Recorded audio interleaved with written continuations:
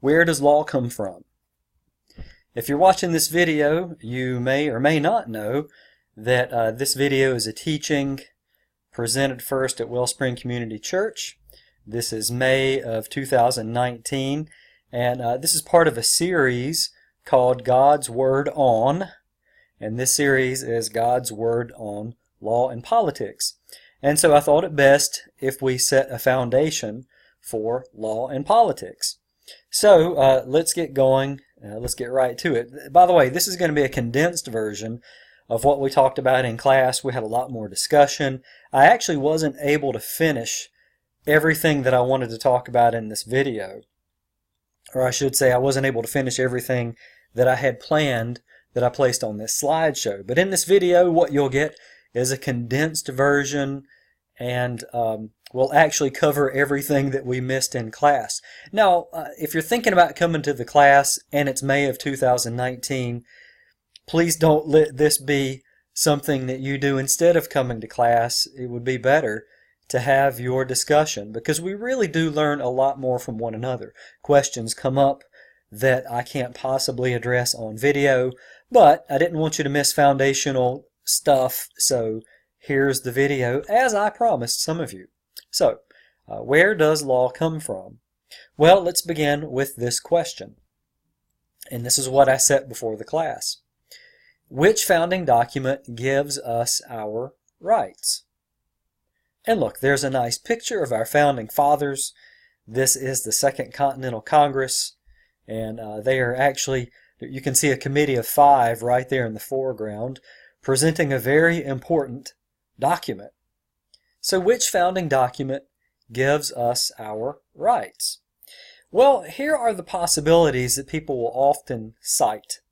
Some people who know their history might say the Articles of Confederation, because the Articles of Confederation served as our first founding document that really set the central government in order.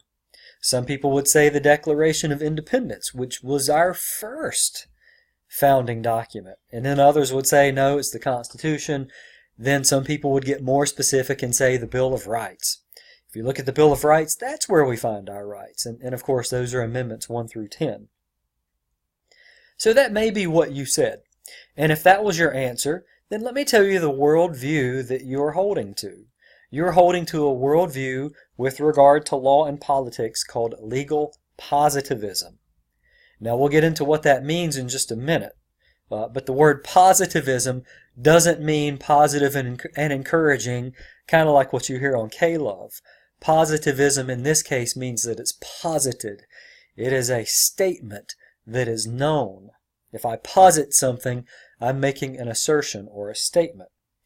So you might have, if you said any of these 4 or some other document, then you are coming from a legal positivist standpoint. Now, if you're really sharp, you might have noticed that my first question was a setup question. I was trying to paint you into a corner. You might have said God. And so the image here is of, this is the creation of man, and this is, I believe, on the ceiling of the Sistine Chapel. This is Michelangelo painting, and there's Adam on the left, that is God on the right. And so some people would say that your rights come from God, that God is the ultimate source of our rights. Well, if that is your view, then you are an adherent to what's known as natural law. And like I said, the original question, well, that was a dirty trick. I play on my students all the time, but you just need to get used to that. That's part of the fun of teaching, torturing your students. The other one is making them look bad and making yourself look good, but that's another issue. So here's what we're going to look at for the most part. We're going to talk about the difference between legal positivism and natural law. And as you can see from the slide, these are 2 rival views about the nature of law. Another way of saying it is these 2 views get at how you determine what is legitimate law, what is genuine law. And so that's what we're going to dive into. Now, before we get to this, let's go to this very important question. What exactly is law? When we talk about law, We need to define it to make sure that we're all on the same page. And so here's the definition. This is very general. It's kind of a vague definition, but it's this. Law, these are the rules or ordinances, those mean essentially the same thing, rules or ordinances by which we are governed. Now, when I teach this lesson to my high school classes, I like to ask them this question. What is the difference between law and rules that are established by our school? I teach at a private Christian school. For example, there's a difference. Now, and I'll put it like this. Why is our dress code at High Point Christian Academy, which is where I teach, why is our dress code not a law? Why is it just an ordinary rule? And my students will usually pick up on this. They usually can figure out the difference. If you violate the dress code, what is going to happen to you? Well, you might get a verbal reprimand, you might get a demerit, you might get detention if it's been an ongoing problem. But here's what, and if it's a really worst case scenario, if it's the straw that broke the camel's back, you might even get suspended or expelled. But here's what's not going to happen with our rules. You're not going to be fined. You're not going to be put in prison. You're not going to be killed. And so here's the difference between a rule and a law. If it's a law, it's backed up by coercive force. In other words, you could lose property, you could lose your freedom, ultimately you could lose your life if it is a law.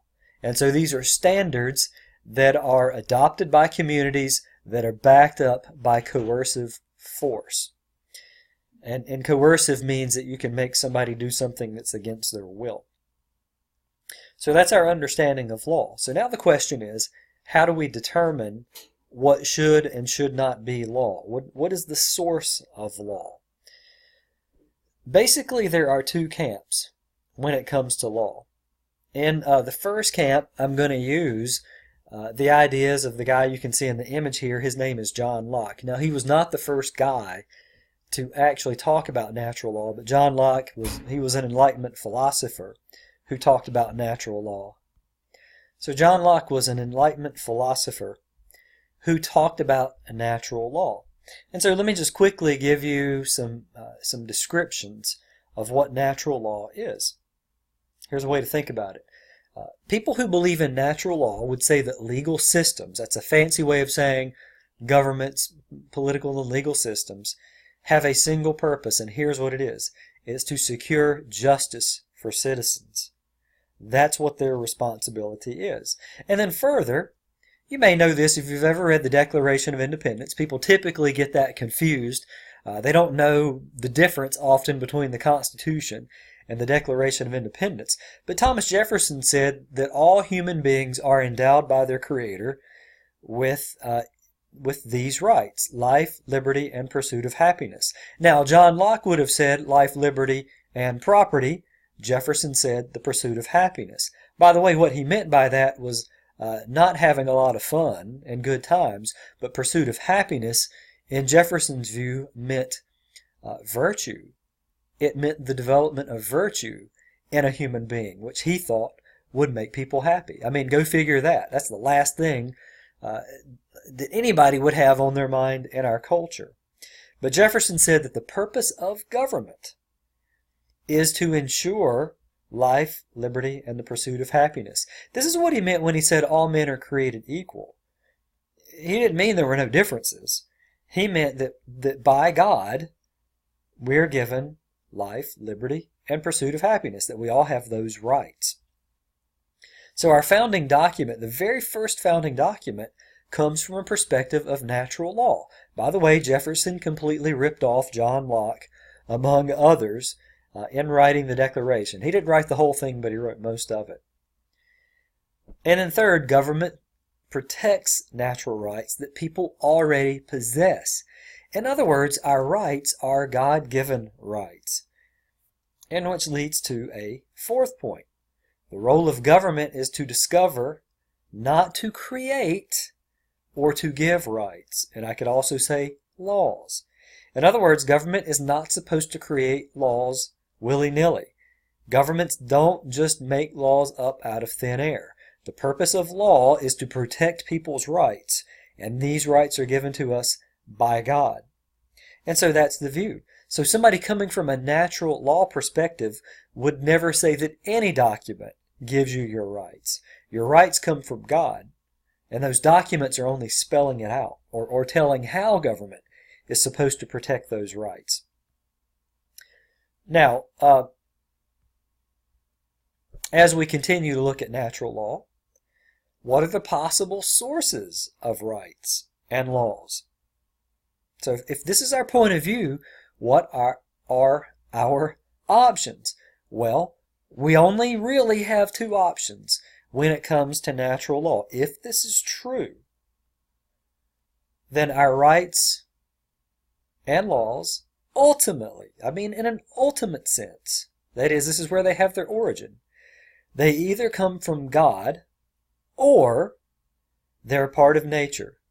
They're a part of the furniture of the universe.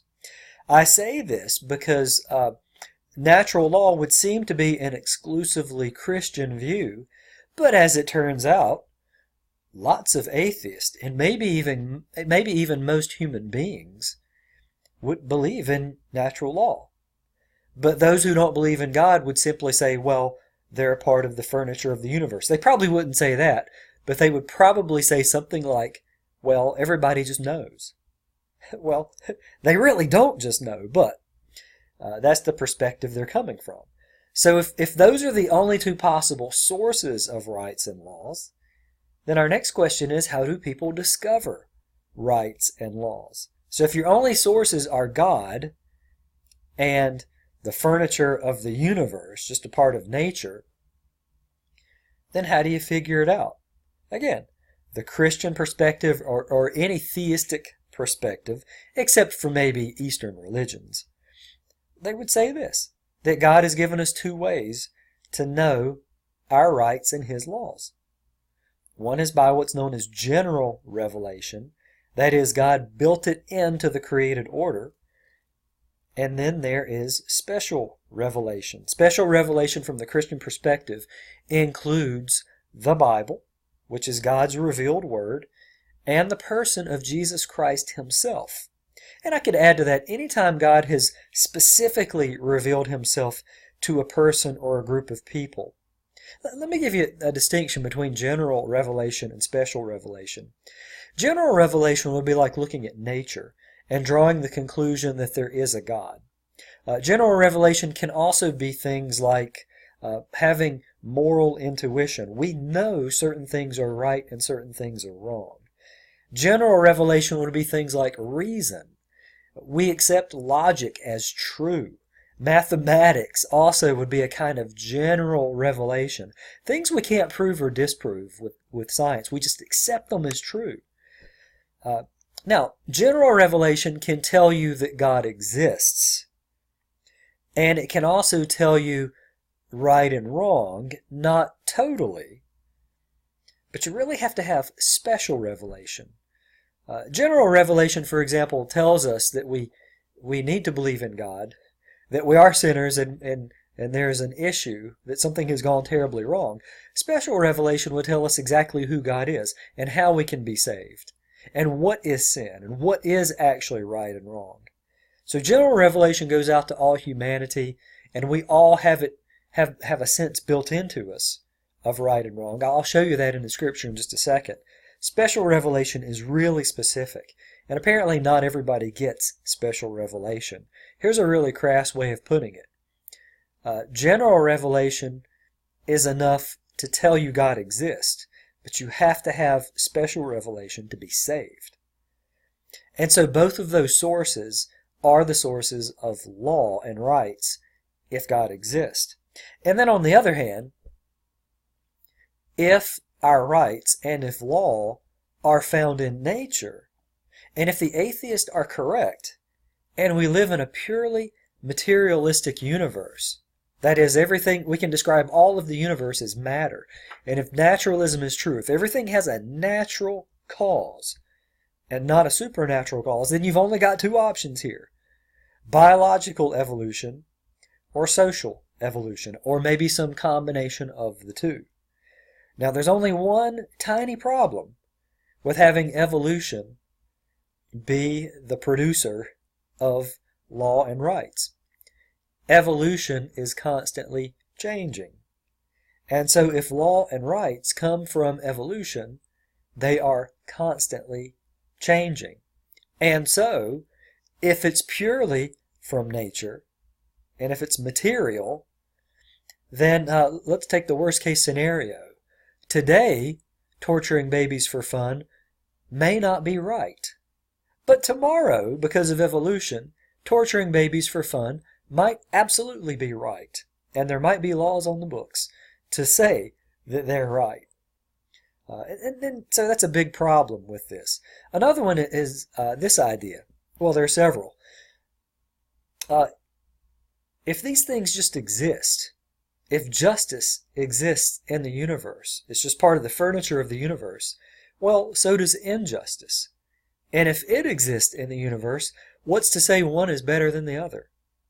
If there is no person telling us that one is right and one is wrong, then I could just as well choose injustice as opposed to justice.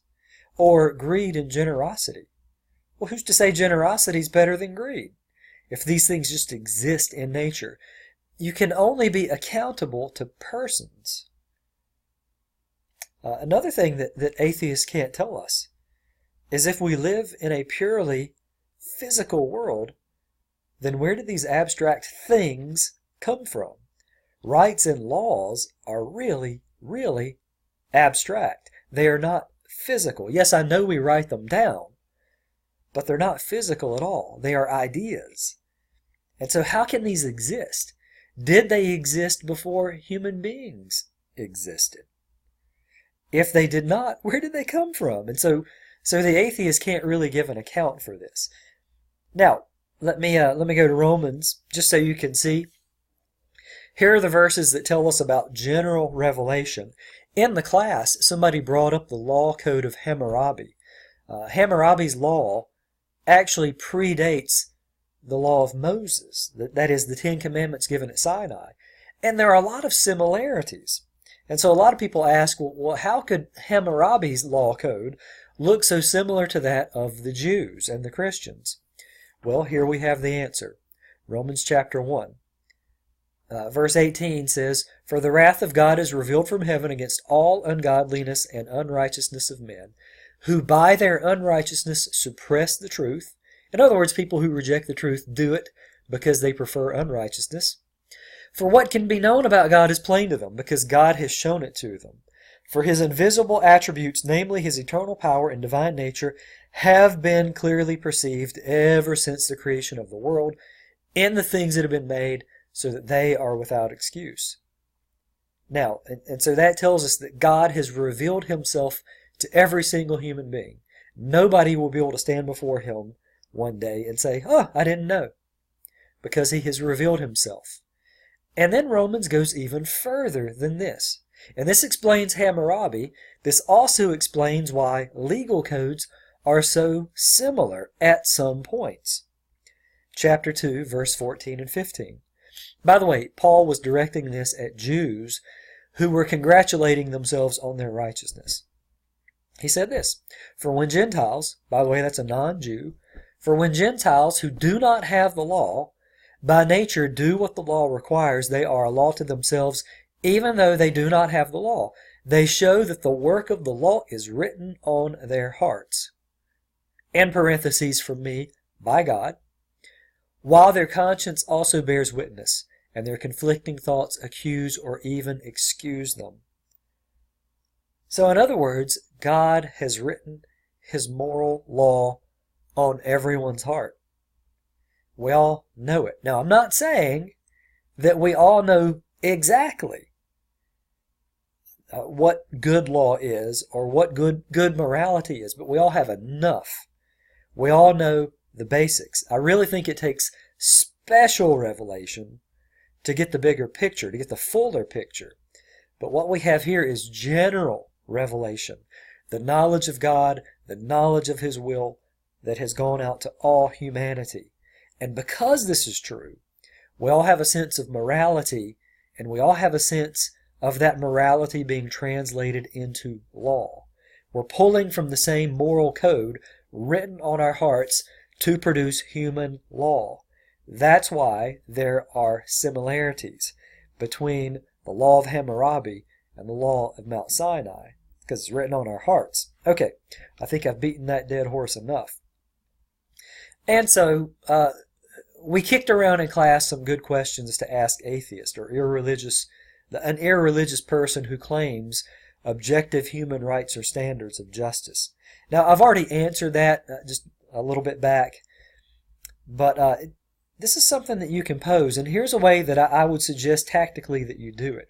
If you know a person who's an atheist, or they're irreligious, or an agnostic, and they promote some kind of right, simply ask them, well, who says that's right? Let me just pick one. Let's suppose you know an atheist who is all about women's rights. And they say that women should have, I'm just picking this out of thin air, women should have equal pay as men for the same job. Simply ask this. Well, who says? Who says they should? And just keep asking that. Where are you getting this from? Who says? And as they keep trying to answer that question, you could then add a little fuel to the fire and say, please tell me by what standard should we give women any rights at all? What are you going to appeal to? Nature? Nature's not going to give you that, because in most of nature, males dominate females. So what in a natural, material world would lead us to the idea that women, or anybody for that matter, should have rights? They won't be able to give you any. In fact, from a Christian perspective, from a Judeo-Christian perspective, there's only one thing that would say people have human rights. What is it? Well, it's the fact that we are all created in God's image. All of us. And because we're all created in God's image, we all have value, and we all have rights as human beings. You take away the image of God, and you take away the idea of individual human rights or standards of justice. The atheist and the irreligious person has nothing to appeal to make the case. And so if you want to have a little fun, ask them that question. Now let's talk about legal positivism. The guy who I have in the picture here is named Jeremy Bentham. I think he was born in the early 1800s. He was an interesting character. You can actually still visit Jeremy Bentham today. He had his head removed, and it has been mummified, essentially. And he had his skeleton. Well, you can actually visit. Let me put it this way. It's hard to explain this. He is at the University or the College of London. I'm not sure what the full name is. And what has been preserved, his skeleton is inside that suit that you see in the picture. He's got kind of like a little closet that they put him in. And it's his skeleton in a suit stuffed with straw. And then there's his head between his feet. Jeremy Bentham said that if his friends missed him, they could come and visit his body and just have a good old time with him. So he was a bit of an eccentric. And really another reason that he did this is that he thought that people should donate their bodies to science because it would help mankind. So he actually had a good reason for it, but he was a bit of a strange fellow too. Jeremy Bentham was not a legal positivist as we think of it, but Jeremy Bentham promoted something called utilitarianism. Utilitarianism says that we should make laws based on what makes the largest number of people happy. All right? How law should help make the greatest number of people possible happy. And I use him as the example because Jeremy Bentham was really one of the first outspoken philosophers to take us away from natural law. And so he's kind of like the godfather of legal positivism. even though he did not speak of legal positivism the way that we do today. But we'll give him some credit for it. And I just like to show pictures of his corpse. So, what is legal positivism? Well, just like with natural law, there are some ways to view this. First is this. This is what a legal positivist would say. Valid laws are simply rules that come from certain people in accordance with certain procedures that society endorses. So, where does it come from ultimately? Where do laws come from? Where do our rights come from? People. We make them up. Now, here's where it goes. A rule can be a genuine, valid law, even though it's grossly unjust. Why? Because there is no standard of justice to appeal to. It's just what people think. It's just a social construct. In order to know legal rights, look at what laws society has established. And that's the way that you can know. And then finally, the role of government is to determine the rights of citizens. I always like to add this question. If government gives you your rights, what else can government do? Without exception, when I ask that question, people will say, take them away. And that's exactly right. And so you can see there's some big pitfalls with legal positivism. So just to summarize it, natural law says government exists to protect your rights. Government discovers your rights and proper law, but they don't make them up. Legal positivism says government exists to create your rights. And so just think about it. And we've actually already discussed it. But let's center on legal positivism again. Let's give it its due. If legal positivism is correct, what are the implications of this, other than what I've already said? Well, let me give you a big one. See these dashing fellows? These are the Nazis who came to power in Germany. Adolf Hitler came to power in 1933. You may not know this, but the Nazis were actually elected to the Reichstag. The Reichstag was kind of like the legislative body of Germany after World War I, kind of between World War I and World War II. So the Nazis came into power. They did not win a majority of the vote. They got a sizable segment of the vote, and so they had some representatives in the Reichstag. And then Hitler was so popular among the Nazis that he was appointed chancellor. All of this was done legally. They were following the laws of Germany. Nothing the Nazis did to gain power. Well, I don't want to be absolute about that. The Nazis were legally elected. I'll just say it that way. And then, of course, beginning, even before World War II, they committed all of these atrocities, including the final solution, the Holocaust, killing not only Jews, but handicapped people, gypsies, various people. Anyway, you know all the horrors of the Nazis. Well, of course they lost World War II. And then the leaders of the Nazi Party, some of the big names, were put on trial in Nuremberg. Guess what defense they used at their trial? They used a legal positivist view. They argued that they should not be held accountable for war crimes. Why not? Because they were elected by, the Nazis were elected by the people, and the officers and others who committed war crimes said, hey, look, we were only carrying out the orders of the people who were put into power by Germany. Therefore, we didn't do anything wrong.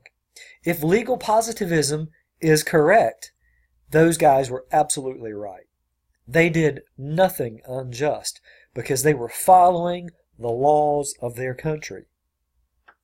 Fortunately, the Nuremberg court did not believe in legal positivism. They followed a natural law theory and those guys were convicted, and many, maybe most of them, were actually executed for war crimes.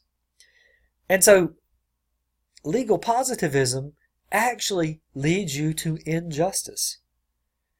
And really, if you boil it down, if we are the ones who decide what rights human beings have, if we are the ones who are the ultimate source of law, if it's just people, then in the end, who gets to make the decision? Well, it turns out to be whoever has the most power. That's who gets to make the decision in legal positivism. It's the people with the most power. In a country like ours, it's a majority vote.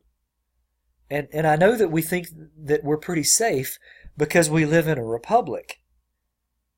But if legal positivism is true, what if the majority vote to take away your children? I mean, they could do that, couldn't they? And if we have no standard to appeal to, why not? And that's just one kind of silly example. But what rights do you have, in an ultimate sense, if people just make up rights and laws? You have none, and therefore they can be taken away. And so here are a few points of discussion. And these are the ones that I like to use to trip people up in my class. Now, of course, since we're coming from a Christian perspective, this is a ridiculous question. Should mothers have the right to kill their unborn babies? Somebody who believed in natural law and believed in the sanctity of the unborn, and they believed in science, which tells us that from the earliest stages of development, human beings or the unborn are whole, distinct, living individuals, then they would not kill the unborn. And they would say that mothers do not have the right to kill their unborn. Why? Because this is a human being made in God's image. But what if legal positivism is true? If legal positivism is true, you can say whatever you want to. Well, yeah, I guess maybe they do have the right. Why? Because it's just what we say. And it's more convenient. In fact, moms could probably kill their newborns too. Or maybe their toddlers. Because they're pretty inconvenient as well. So, of course, it makes complete sense under legal positivism to say, yeah, they can do this. Because we as society have decided so. Natural law? Nope. What about this? Good old Osama bin Laden. Here's where natural law people turn into legal positivists. Now, I know there's some controversy about how he was killed, but let's say, just for the sake of argument, that Osama bin Laden, when he was surrounded by Navy SEALs in his compound, and he was unarmed, and they shot him in the head. Here's the question.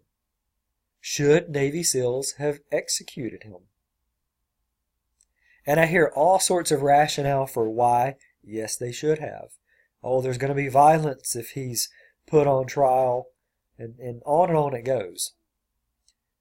And what happens when we don't like the victim, and I hate to even call him a victim, when we don't like the victim, we suddenly become legal positivists. But if we are truly people who adhere to natural law, then the only answer here is no, they should not have executed him. He should have had his day in court. Why? Because we believe that's a natural right. We believe that's a civil right. Whether or not you're a citizen of this country or not, you should not be executed without first having a trial. Some of us will part ways with this one, won't we? What about this? What about people who say, you know what? You can't legislate morality. I remember when people were saying this back in the 80s. I'm going to give away my age. I was a teenager and actually turned 20 in 1986. Ronald Reagan was swept into office by evangelicals, particularly Jerry Falwell and the Moral Majority. And people started saying back in the 1980s, you can't legislate morality. Is that true? That's actually a really dumb statement.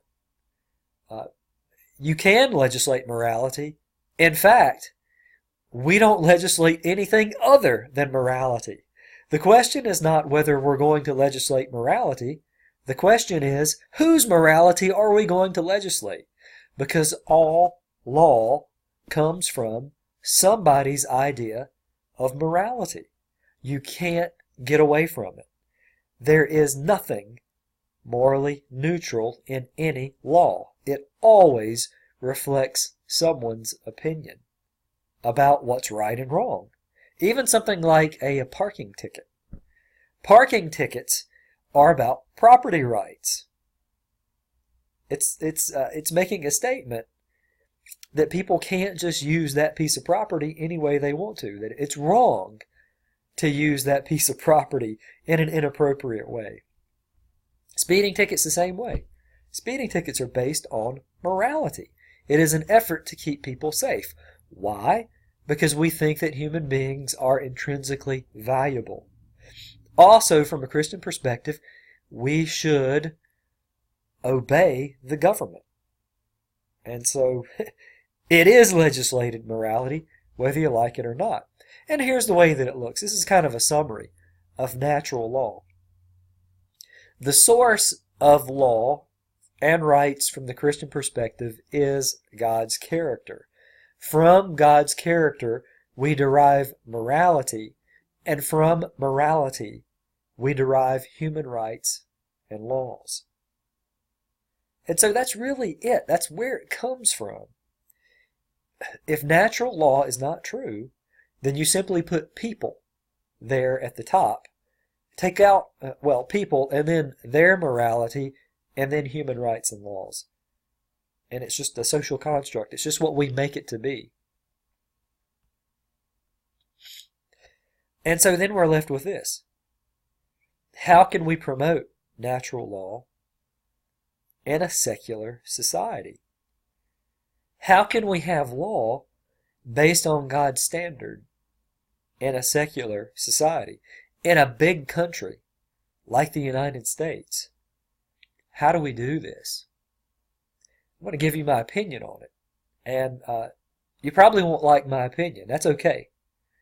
I think our country's too big. I think the only way you can achieve this is to have vastly smaller government. Lots of what it would mean practically is the United States broken up into much smaller, autonomous, sovereign regions, where if you wanted to, you could go to a region that had law that reflected natural law, that reflected biblical standards. I don't think you can do it in a country the size of ours.